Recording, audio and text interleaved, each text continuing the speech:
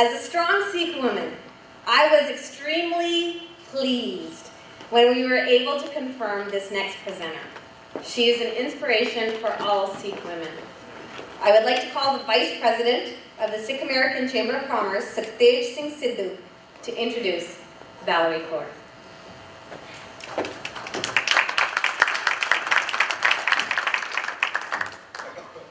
Hello everyone. I'm a bit nervous right now. It's my second time public speaking, so I'll be short and to the point. Just want to thank you all for coming out, and I'd like to introduce you to an award-winning filmmaker, social entrepreneur, and community activist.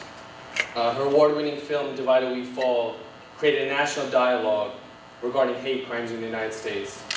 She co-founded an organization by the name of Groundswell that promotes multi-faith justice for all. She earned her degree in international relations and religion from Stanford University. And she's been invited to speak on many major media outlets such as CNN, MSNBC, NPR, the New York Times. And actually, before even knowing her name, I got her name from Sunny, and I started to Google her, and I found out she's a tremendous speaker, and she's considered to be one of the best speakers and thinkers of her generation. So please, everyone, give a warm welcome to Valerie Kaur.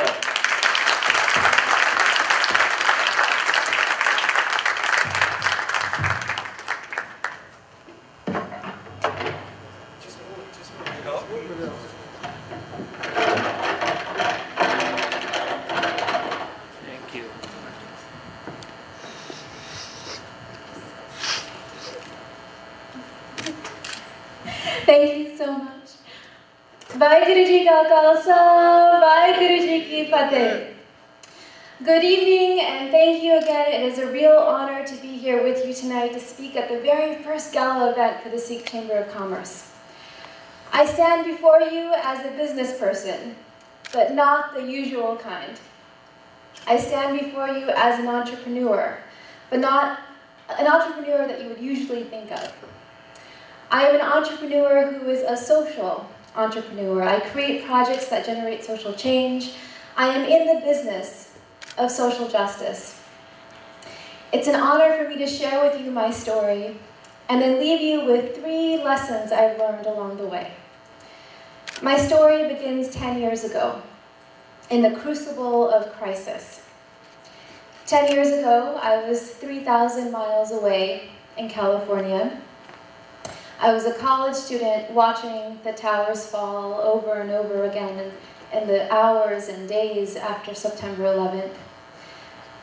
In just moments, Osama bin Laden's picture flashed on the television set, and like every single one of us, I experienced the realization that America's new enemy looked like us, looked like my grandfathers, looked like my uncles and brothers. And as I sat and felt the horror of what it meant to be suddenly cast as the nation's new enemy, hate violence broke out on our city streets, and when a Sikh man was killed in Mesa, Arizona, I ran to my bedroom, I locked the door, and I hid for days. I was waiting. I was waiting for someone to do something.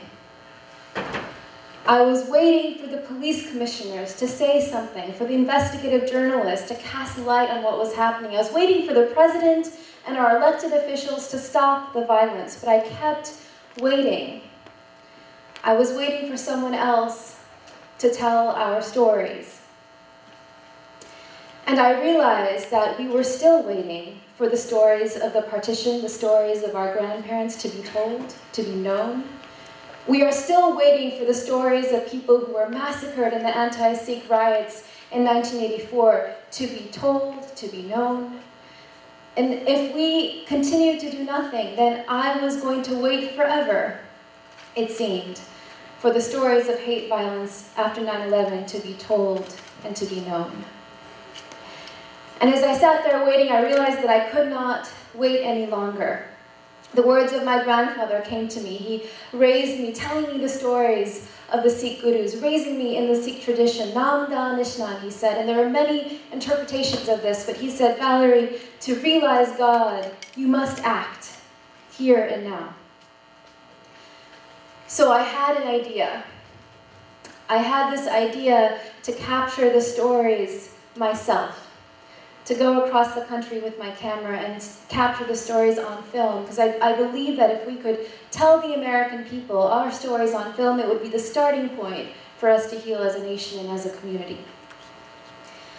Those of you who know me know this much of the story, but this is the first time I am telling a part of the story, what happened next.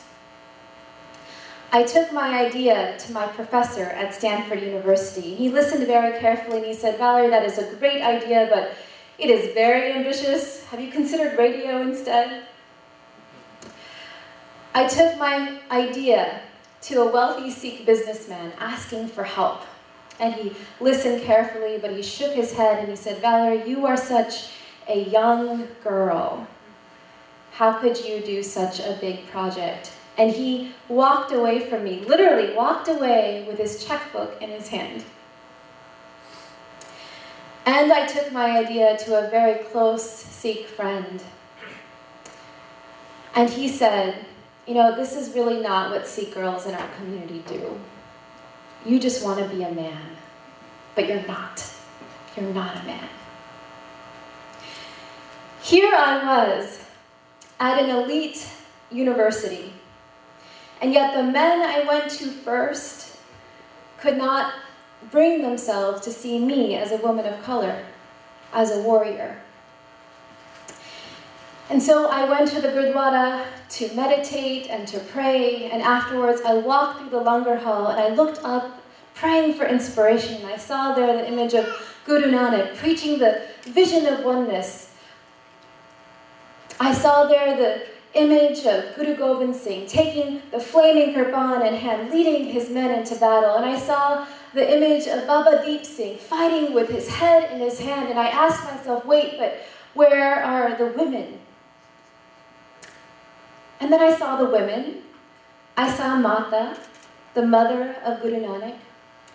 And I saw Bibi Nanki, the sister of Guru Nanak. And I saw Mata Kivi, the wife of the second Guru, and I realized mothers, sisters, wives. We know these women.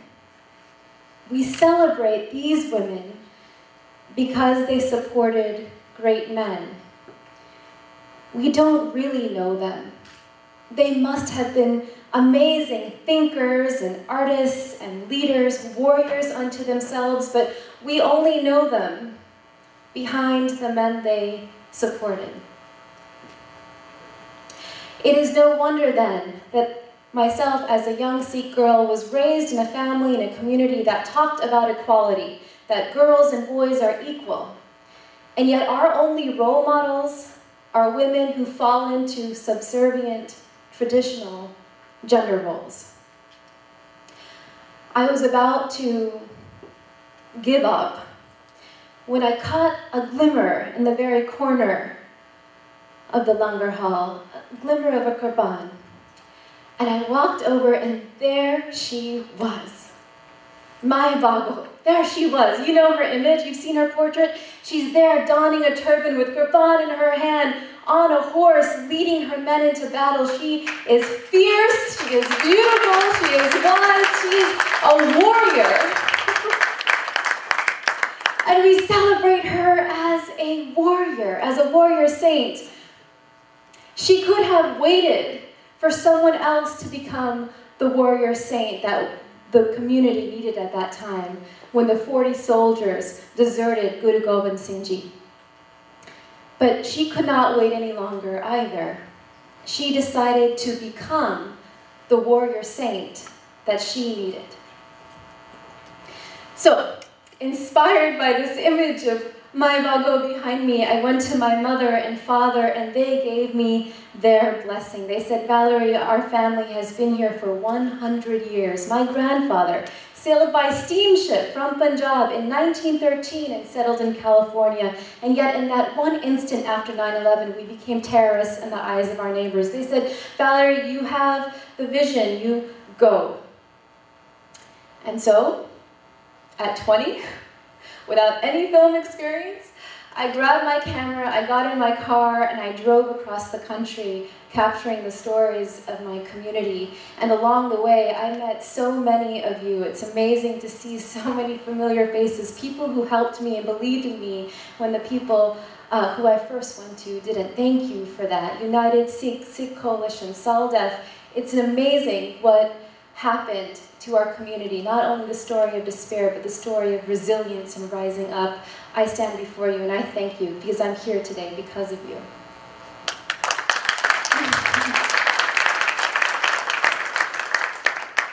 So we made the film Divided We Fall, and we traveled across the country with it. We created it into a social action campaign, so we made lectures and dialogues and workshops. We believed that the stories that we told could break people open to make us human to each other, to create the dialogue that our country so badly needed. And along the way, something remarkable happened. An African-American man in Chicago stood up, pointed to his braids, and he said, Valerie, my braids are my turban. A Japanese-American woman in Nebraska stood up and said, my grandparents were interned in the concentration camps during World War II and no one raised their voice. I am here to raise my voice for you. A gay man in New York City stood up and said, all my life I have fought for the right for gays to come out of the closet, and now I understand that I must also fight for the right for Sikhs to wear their turbans. These remarkable gestures of solidarity, of recognition. My professor in San Jose told me a story that after 9/11, he was yelled at multiple times. And one time on the bus, he was sitting on the bus, when a man at the front of the bus stood up, red in the face, turned around, pointed at him and said, hey, you effing terrorists, go back to your country, go back to where you've come from. And my professor stands, quiet, turbaned man, like my grandfather, very a man of peace. And he said nothing. He stared out the window and waited for the moment to pass.